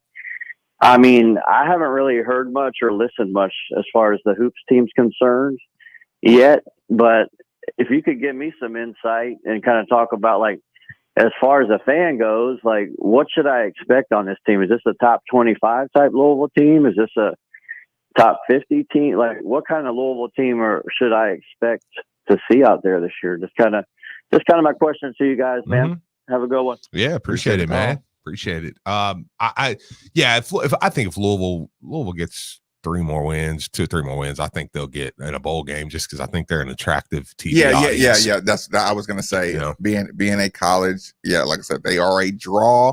You're gonna have Javian with some good numbers. Probably gonna have Tutu with some good numbers. You're gonna have some high-powered offensive numbers. They need it too. Bowl is, I mean, let's not sugarcoat that. That bowl practice would be big for this team going into next year. So, I mean, you saw what it did for that team back in 2015 and stuff. So, I think we start the year at about a 26 ranking, and I think they'll put us in. I think we'll be ranked start the year, but I think you're close. And I don't think they're like one of the 10 best teams in the country basketball wise this year, but I mean, I think they're 26 and they can work their way up. Yeah, I think they're 12 through 22. They can Yeah, like legitimately, like if I was real deal ranking. I like having Seton Hall on there. Yeah, early. Lawrence, thanks for joining us on Middays with Marques Maybin. What's on your mind? What's up, Marcus? What's up, Steve? What's up, man? Y'all talking about suicide. You know what Chris Mack could do? What's that, Lawrence? Every time a front court player don't try to dunk the ball for an N1, tell them the next day in practice, get on the line, y'all run the suicide, because there's no reason Louisville can't leave the country and dunk this season. You had 6, 10, 11, 6, 8, 6, 9 guys in that first court. I'm getting sick and tired of watching these Louisville Cardinals do baby hook layups, which don't never go in. You big enough, you got big hands, y'all strong enough, y'all better start dunking the ball this whole season. No more baby hook shots. No more baby layups. Dunk. I appreciate the call. Okay. Let me ask you this real quick while we're on basketball. I know we're getting something else, but just they're young. From what I've watched, I do feel like we got dunkers on the team. Young dunkers. Jalen likes to dunk. Wisnitzer likes to dunk. Aiden likes to dunk. Do you agree? No. David's shown he likes to dunk. Sam has put him back. He don't care to dunk. Okay, this is what we're going to do before we go to our commercial break. Sam. By the way, sometime this week or next, we've got to have a 3-on-3 draft. Aiden. Yeah, you're right about that. Sam, Aiden, David, Gabe, Jalen. Q. Slazinski. Yeah. We're not going to put Carleek in the dunking category. But he will. But yeah, I agree. Minlin. Okay, who else? Davis and Trainer. It's gonna be hard to Trainer, yes. Yeah. I'm okay. You said Davis. Dre Davis. Yeah. 6'6" wing. Yeah, I mean, I'd say dunk is probably something. I don't know if he has good legs though. Well, I don't know. Okay, Brian Hall, we're gonna do rapid fire. Malik. Dunker or not? Okay. Don't forget anybody else. So dunker or not? Nickelberry. Josh. Okay. Yes, dunker or not? Okay. Would you consider this dude a dunker, like a dude who is known as a dunker, or who's looking to dunk when he gets the ball? Like, is he a 2 points is 2 points guy? Is he a or is he looking to make an example? Right. Okay, I'm gonna just do check it. Okay, it's rapid fire. Sam. Dunker. No. Hold on. Brian. Yeah. Steve. Okay. Marques. Okay. Sam. Brian says yes. Steve says no. Ooh. Yes. Okay. No, that's fair. It's Aiden. Brian. Dunker. Yeah. Isn't that all he does? Has he ever hit another shot? Does he know how to shoot? David Johnson. Ooh. He attacks the rim for sure. That's a dunk. Yeah. Gabe Wisnitzer. Big boy. Yeah, he's a dunker. Most on the team. What? Yeah. Yeah. Gabe Wisnitzer. I watched the first film I've watched of Gabe Wisnitzer. I said, he don't care to get blocked. You want to talk about a man crush? Steve's got a man crush on Gabe. I really listen. You're right. I really, truthfully think he's going to be very, very good. Like when and not this year, not guarantee he's going to be this year, but over the next 2 years or so, I think he's going to be. That's fine. You're wrong, but I mean that's fine. Gabe, no, but he's not being blocked is not. I need on to his see. mind. I need the video of Ryan Duncan. So Marques says no, Yeah. and Steve says most on the team. I think he'll go up over somebody quicker than anybody on the team. Jalen Withers. We saw it in the video yesterday. He's a dunker. I've said dunker for everybody, but this is a good thing. Okay, Jalen. Absolutely.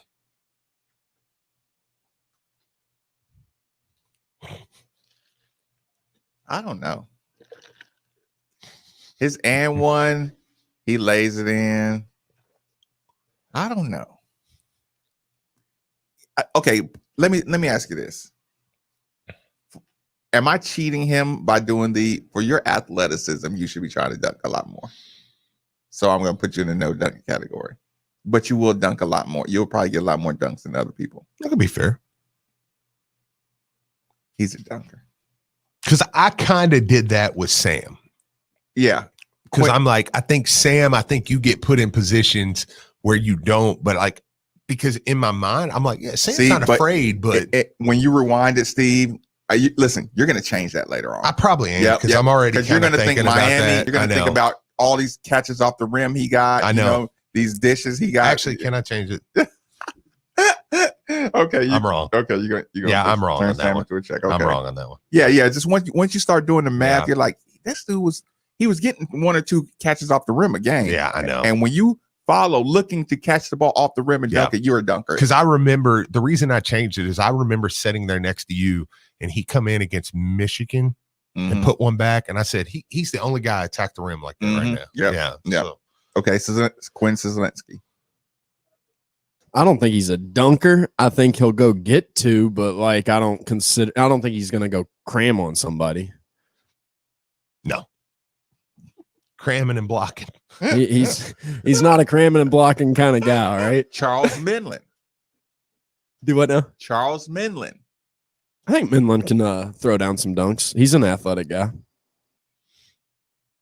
Yeah.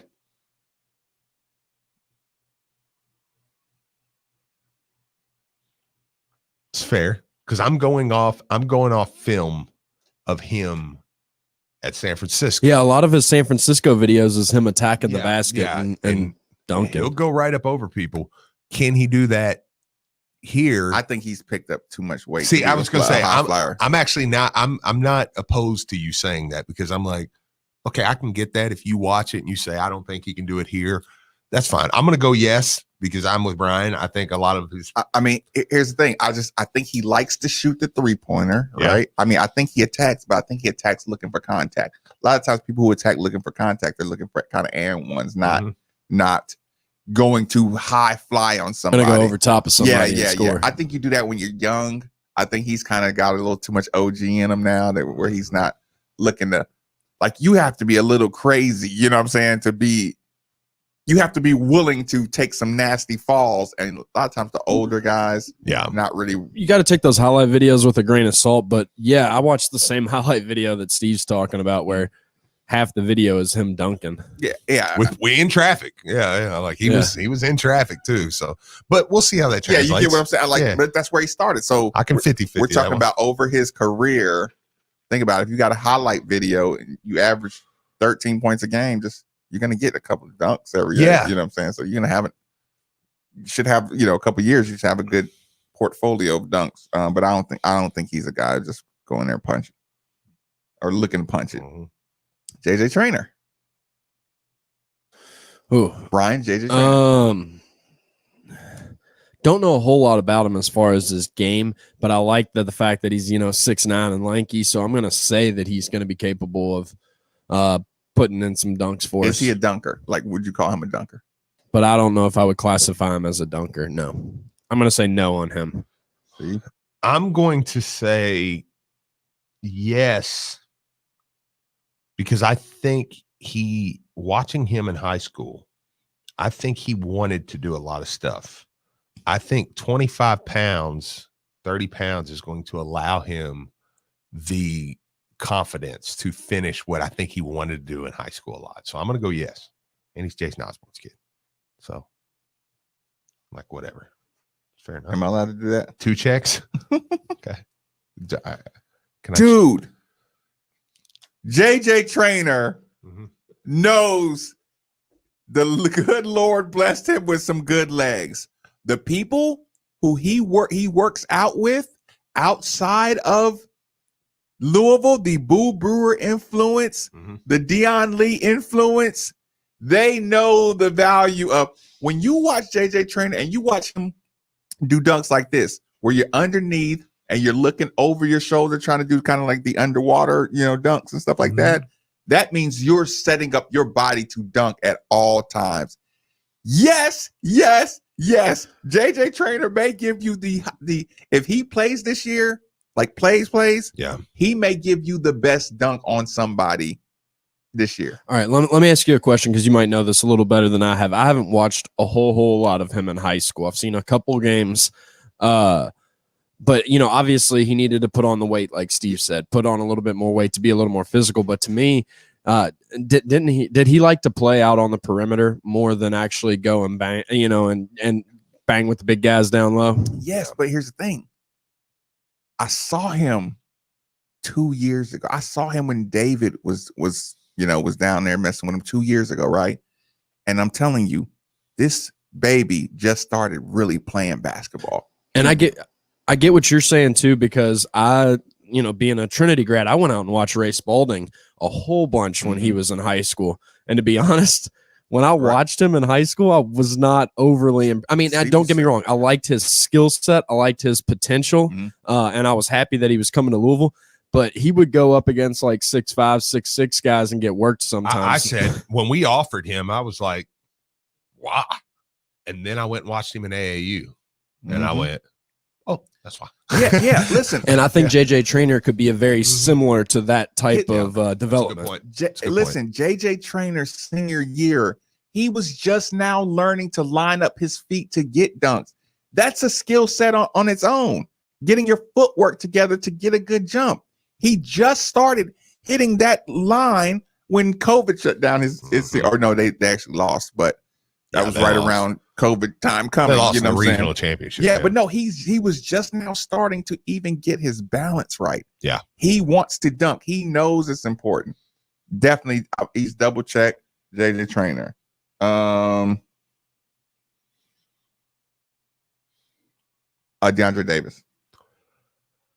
Deandre Davis. Again, another guy that I don't know a whole lot about his game, but I do know that he's a physical wing, and I do see him being as a guy who's going to attack the basket, not shy away from contact. I think he's definitely a dunker. I do too. Of the guards, he's one of the more powerful dunkers we'll have. Yeah, I agree. It's fair. I think he was. I'm pretty. He was one of mine. Like, I was definitely going to say yes. I don't know, but I'll put it this way. I think he wants to. His brain says it. I just don't think he got real good hops. You know what I'm saying? Sure. Malik. Yeah, he's a dunker. No. No. Never seen Malik dunk before. Malik gets X. Like I said, I think he will when it's convenient. I just don't think if Malik doesn't listen. I would have gave him a double X if that Duke highlight wasn't in my brain. He'd rather shoot the three. Like, I kind of want to give him a check just on you punch on Duke to close out. Yeah, that was nasty. That was nasty. But it's like that. That's the only time you've ever saw him. Yeah, on a drop step, like you never. But he will dunk. I mean, if he's open, he'll go up and dunk. Yeah, like you said, out of convenience, but not like he's not looking to finish with authority around people. Yeah, at all. Most of the time, Josh Nickelberry. I don't think he's a dunker. I don't think he shies away from contact. I think he's going to be a creative finisher, but I don't think he's going to be dunking on people. I agree. I think he's the best open. I think he'll be the best fast break dunker on the team. So what do you give him? No, an X. because I don't think he's dunking on people. I don't think he's going in. I think he's still going to attack the basket, and I don't think he's going to shy away from contact. Yeah. But I just think he's going to be a creative finisher, some fancy layups and stuff and some lobs. I think him wanting to dunk hurts him. I think he's a true dunker on the inside. Really? Like, I think he's looking to posterize somebody. I think this is the guy that you wanted to talk about the most because you brought him up first. We're going to talk about dunkers, like Josh Nickelberry. I was like, what? No, I didn't. Somebody else. I think Steve brought him up. Oh, okay. Yeah. No, I actually forgot his. Well, because it's odd because I really think like if you gave them all like fast break in game, like I think Josh is the most likely to reverse it 360, do something fancy. But you know why I say this, Steve? Because every time on the transition last year, he was the guy working extra hard and doing the point up. Yeah. Anytime in transition, he was pointing up. They would always give it to Jordan though on the breaks. Jordan's like, son, I'm giving you this ball. I am not. I tell you what, we got to take our last quick commercial break. Middays with Marques and Maybin on 93.9 The Ville. The teams are back in action. Get that same feeling starting a new job with UPS. Join Team Louisville as a personal vehicle driver. Earn $21 per hour plus mileage delivering in your own car. Search and apply now at upsjobs.com/worldport. That's upsjobs.com/worldport. When you are buying or selling a home, you have a ton of questions that need to be answered. Well, what if I could answer those questions with 3 simple words? Call Josh Jarbo. Josh specializes in residential real estate, getting buyers the home of their dreams and sellers top dollar for their home with the best negotiating skills in the industry. And if you tell him you heard about him right here, you'll receive up to a $5,000 seller's credit. So contact Josh Jarbo today at 502-216-7590 or joshjarbo@remax.net. Hey, all you sports fans and dog lovers out there, Brian Hall here. When it's time for the big game, big fans need big TVs. And sometimes you may even want to bring your dog. And at Double Dogs, you can do both and even satisfy those big appetites. With choices like Black Angus burgers, wings tossed in homemade sauces, and dog bowl nachos. Double Dogs will make sure you get the fuel you need at lunch or dinner while never having to miss a game. So whether you have 2 legs or 4, you can cheer on and chow down at Double Dogs, located in the Middletown Commons. Louisville Football takes on Virginia Saturday, and ESPN Louisville is your pre- and post-game headquarters. He's got one angle to beat, and he will! Touchdown! Join Pat Jaggers and Taylor Lynch at 6 o'clock for the Coors Light pregame show on ESPN Louisville. And then directly following the Cards and Cavs, it's the official Coors Light postgame show with Marques. We're the first place in town that will take your calls and hear live from Scott Satterfield. If it's Cards football, we talk about it here on ESPN Louisville. Mark Ennis here telling you about my friends at Bosch Lawn Care. For the past few years, I've trusted Bosch Lawn Care with my yard maintenance at my house. That's mowing, weed eating, trimming bushes, cleaning mulch installation, and much more. Get yourself out of hours of work in the yard when you could be kicking back and enjoying time with your family and friends. Call 833-2GET-CUT. That's 833-243-8288 or visit them online at BoschLawnCare.com. Trust the lawn experts I trust. They're professional, affordable. Bosch Lawn Care. Here's what you missed on the Diener Show. I'm a big Michael Myers fan. I always root for him. You were a big Michael Myers fan. Oh yeah, you want him to murder everybody. Yeah, until he's right behind you. Then you're like, oh, never mind. Well, you never ever turn your back on Michael Myers. You never do that. Like that's a good way to get got. But no, you know, I'm a big Michael Myers fan. That's the best way to watch those movies is to root for the villain because then you're not scared. Weekday morning 7 to 10 on 93.9 The Ville, ESPN 680 and 105.7. Have you been in a car wreck? Insurance companies can be really tough to deal with on your own. I'm Sam Aguiar, and our team is here to help. We have been fortunate enough to represent thousands of people from Kentucky communities, and we would love to speak with you about your potential case. Our team loves what we do. The consultation for you is free, and we don't charge you anything unless we win the case for you. So come be a part of our team. Our phone number is easy, 502-888-8888. 502-888-8888. Baltimore Ravens football plays here on ESPN Louisville. Jackson in the shotgun. Takes the snap, rolls to the right. Fires to the back of the end zone. Caught for a touchdown. Lamar Jackson and the Ravens hit the road this weekend as they take on the Colts. Pre-game coverage begins at 12:30 with kickoff at 1 on 93.9 The Ville. Ravens football on ESPN Louisville is presented by Liquor Bar, Body Armor Sports Drink, and Molly Malone's St. Matthews, home of the Raven. Hey everyone, I'm Brandon Lang. When Matthew McConaughey plays you in a movie, as he did me in 2005's Two for the Money, you have to maintain a certain image. That's hard to do when you're going bald. I needed to do something, and it needed to be done fast. Parsley Waldman's Hair Center came to the rescue. Louisville and the Midwest Premier Hair Treatment Center not only gave me my hair back, but my self-confidence as well. Go to hairsurgery.com and find out how you can start your journey back to a full head of hair today. I can tell you firsthand. From the minute you walk in the door to the time you leave, you are treated as if you were in a 5-star hotel. And now that it's been a year since my surgery, I look back at pictures from a couple years ago. I don't even look like the same person. The procedure was an amazing success, and it has totally reframed my face. Go to hairsurgery.com and find out not only how affordable it is, but how you can get your hair back today. Visit hairsurgery.com. That's hairsurgery.com, and tell them Brandon Lang sent you. This is Drew Diener, and you're listening to 93.9 The Ville, live from the OPC Services Studio.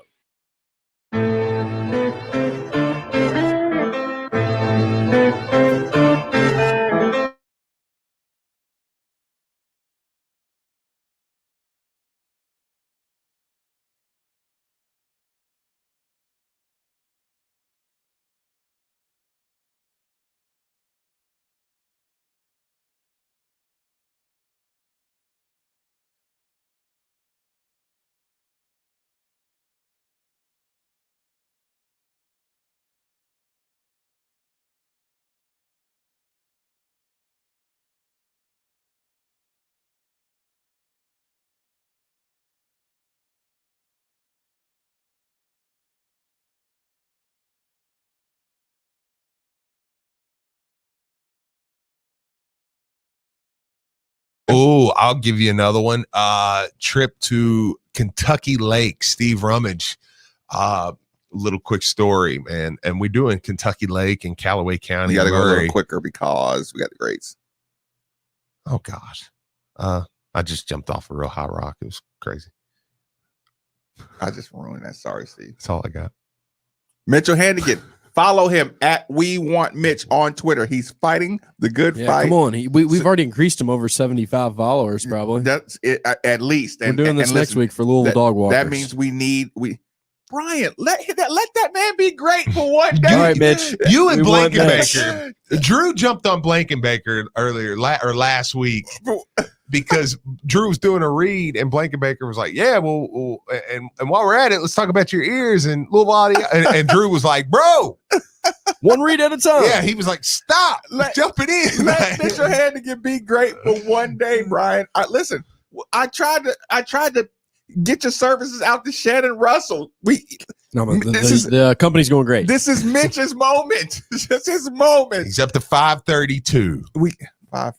At We Want Mitch. So he's got close to 70 new followers. Okay, Brian sounds like he don't like this. Who, me? Brian's I mean, Brian. I said he's got almost 70 new followers. What does that mean? Brian sounds like he said, "Okay, that's enough, y'all." Yeah, all right, dude. He got 70. Jesus, what we doing here? He's got how many more does 500 he and something. I got 3,000 and something. Yeah. All right. Let's see. Okay, so here's the thing. Get Mitch to 550. Listen, grading segments. But before we do a grading segment, I gotta say this, Steve. We're gonna start with the wide receiver core, right? Mm-hmm. And before we start with the wide receiver core, happy birthday, Moms Ford. Happy birthday. Even though I'm never gonna give your child an A. He can break the tight end scoring records. I'm never going to give him an A. Happy birthday. She don't care. Her son's going to play in the NFL someday, Happy all right? birthday, Moms Ford. Okay, so Steve, wide receiver core. Bang.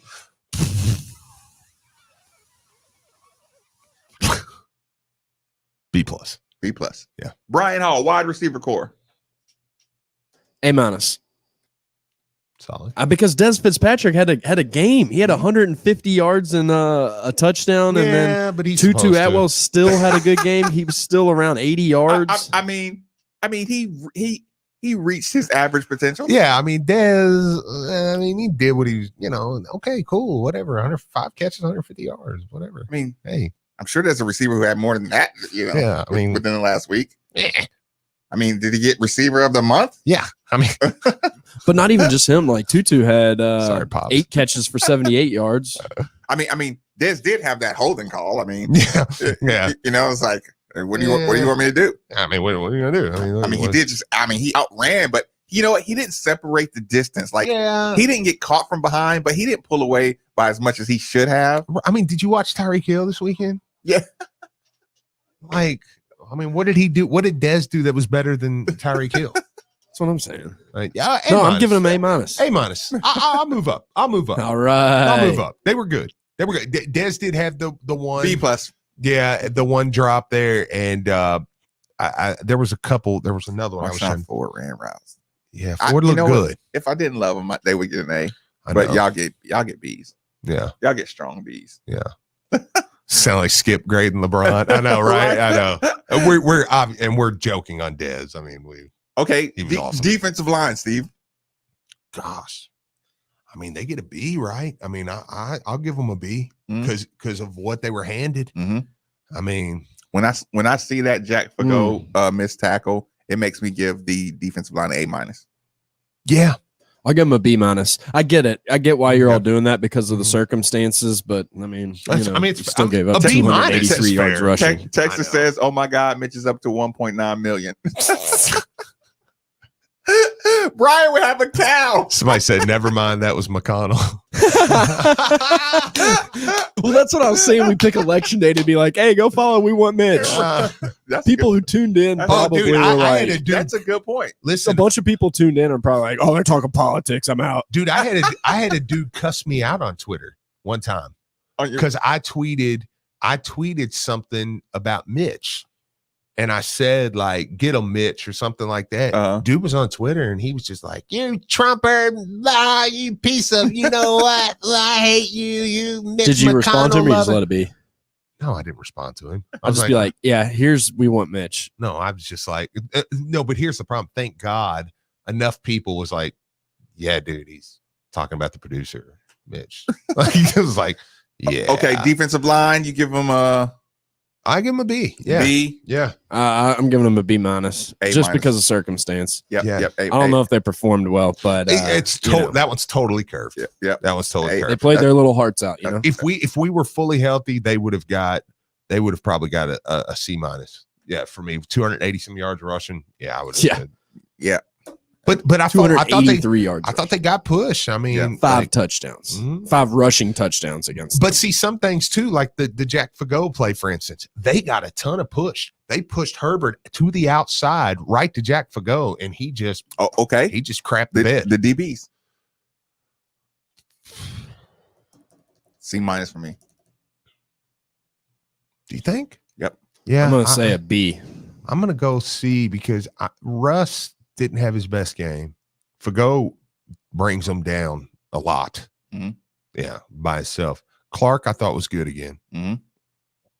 To me, Clark was the kind of like the lone guy. I'm going to take a C+ because the only reason is they only gave up 183 yards passing for the game, but that was more by play calling. They had 51 rush plays. They only had 10 pass plays, and their quarterback was 10 of 10 for 183 yards, but they did not give up a passing touchdown, and they did not give up 200 yards passing, but there was only 10 pass plays. Jeez. 200 yards on 10 passes. That's rough. C-. Yeah. C-. Yeah, that's rough. I did think Clark was pretty good again, though. Mm-hmm. Yeah. Yeah, to me, that's the only DB that really showed up. Mm-hmm. Okay, offensive line. They were good. They were good, yeah. They get an A. Yeah. I give them an A. Uh-huh. Berkeley is what made them A for me. Yeah. Yeah, running backs, I think, get an A, too. Running backs 100% get an A. They had 198 yards rushing as a group. That's including Cunningham's rushing yards as well. That's fine. As running backs, they had 150. Berkeley was 3 for 22 yards and a touchdown, and Hawkins was 17 carries for 129 yards and a touchdown. Both of those guys averaged about 7.5 yards a carry. Mm-hmm. Yeah. And the O-line gets credit for that, too. That's why I feel very comfortable. How many times do we get sacked? Good question. The play Hold on. action. Yeah, sorry, I remember the play action. I remember a couple of times he was kind of trying to run through. Yeah, probably three sacks. Yeah. 3 sacks. I mean, yeah, handle that. But with the runner, with the guy running who's quarterback, out of the pocket here and there, I can do it. 3 sacks, 7 tackles for a loss. Okay, I can handle that. And when and we had the exact same stats on our defense. We had 3 sacks and 7 tackles for a loss on our defensive front. Which is why I gave the offensive or the defensive line an A-. Curve it a little bit. Yeah. Sure. So quarterback play. Yeah. Quarterback play was good. Geez. I mean, outside the 3 picks. Yeah. Well, one, I think. Well, I'm just saying. Because the one hit Dez right in the chest. He just took off a little too quick. The other one was 4th down. You got to get the ball out there. And the irony to the Dez play is I want him to be turning upfield when that ball gets there. You know understand what I'm saying? That's like he doesn't do that though. That's a freak thing. Yeah, that's what I'm saying. But listen, my plea was, dude, you don't have to, like, of course, fundamentally you're supposed to see the ball all the way in. And it's like, dude, you've been doing this too long. You don't have to just stare the ball in and do the little tuck thing. And in practice you do it, but it's like, dude, go get the ball. But that's not a problem he has. Right. So I'm like, but no, I thought Malik was a B+, man. I mean, I thought he was pretty good. I'll give him a B. Yeah. I mean, so here's the stats. He was 23 for 35, 350 yards passing, 3 touchdowns, 3 interceptions, 9 carries for 47 yards. Yeah. An average of 5.2 yards a carry. Yeah, I'm comfortable with the B+. Yeah, like you said, the one, and you pointed that out to me the other day. The one was 4th down. Yeah. You got to throw the ball. You You had can't- nothing. It literally does nothing for you to run out of bounds with the ball on 4th down. Yeah. You actually saved yards by throwing the interception. Now the one was bad. Yeah. The one was bad. The one he sailed over Tutu's head. But Did you see the play? Did you go back and look at the play? Okay, hot blitz from the corner. Okay, right. Berkeley goes to block. Okay, Steve. The running back went really low. He was coming in flying, diving at Malik's knees. Yeah, and Malik saw it coming right. The blitzer was literally diving from the side at his knees, and he was hitting his knees as he was. That's one of those plays like I chuck that thing up. You know what I'm saying? I know I would, just because it was an awkward throw at his knee. I mean, it was an awkward dive in at his knees. I'll step up. Yeah, that's your job, to But deal with yeah, that. but you're right. No, it's still a bad throw. But I'm just Yeah. saying, when I watched it again, I'm like, yeah, that's quarterback play. Yeah, right. Yeah, like you don't forgive him, but you don't. Let's go back to the drawing board on that one. Sure. Yeah, you have to. Yeah, like whatever the phrase you want to use. You just stone up. Yeah. Okay. Coaching, offensive and defensive coaching. I mean, it was play calling. Play calling was good. I mean, you like the play calling? I wish it didn't. I know he's scripted. I wish it didn't take. It just feels like it takes so long. Sometimes it feels like it's like, okay, yeah, I know we're scripted here early, but this isn't working. And now we're down 14-0. And then you're like, oh, we can beat them over the top. But do we blame Satterfield for the holding penalty on Dez? Because we were moving those. No, the one on the first drive was on Chandler. They called on Chandler, which was terrible. I thought they called it on Dez. It was terrible. No, they called it on Chandler, which was even worse. Because it was a pancake. Okay, but you know what? You're right. I remember because we went back over it. Yeah, like those holding calls. Are we faulting? Right, because I mean that's a 30-yard game. Yeah, right. It happened like twice. It was like 2 plays early that got negated. I still think I'm like, I like the script. Like I'm a script believer, but I'm also like, well, change your script a little bit. Like, No, I'm sorry. My script worked. The holding call put me at first and 20, second and 20. Then change it. No, you got to stop holding. You got to stop holding. I don't know. Get better. So I'm gonna yell at Ledford or somebody. Yeah. When the play gets me 30 yards on second down, Steve, and now I'm in second and, now I'm in second and 20. Well, script or no script, stop starting so slow. Right. Whatever it is, whatever the problem is, are slow. We did it against Florida State. We did it like stop starting so slow. Defense coaching. It was good. Yeah. I guess B+, right? I mean, I'm gonna go B- because I understand the defensive line. You're scared more than anything that they can't even hold up. Yeah. So I think he just went super uber conservative on the thing. I think some of them other teams you start pushing up with your cornerbacks, you put some pressure on. Yeah. So I'll probably go B. I think I would normally give the defense a C, but I'm going to give them a B- because of the circumstances. Totally. Yeah. If 42 points given up, that many yards given up, yeah, I would be like, you guys. We're going to get in so much trouble.